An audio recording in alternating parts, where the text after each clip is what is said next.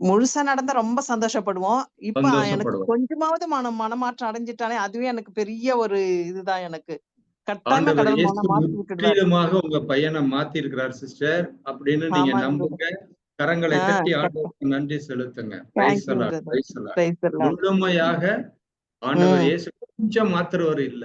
அ கட்டாயமா அ மாத்திடுவாருங்க. முழுமையாக அவர் உங்க பையன ம். மாத்தி இருக்கிறார். நான் அன்னைக்கு நான் அதற்காக மன வேதனையோட தான் நானு அழுதுட்டு தான் நான் அவங்க கிட்ட பிரேயரே பண்ண சொன்னேன். சிஸ்டர் சொன்னாங்க, "இல்ல நீங்க வந்து அவன திருமணத்துக்காக திருமண தடைகள் நீங்களும் சொல்லிட்டு ஜெபிங்க சிஸ்டர்ன்னேன்."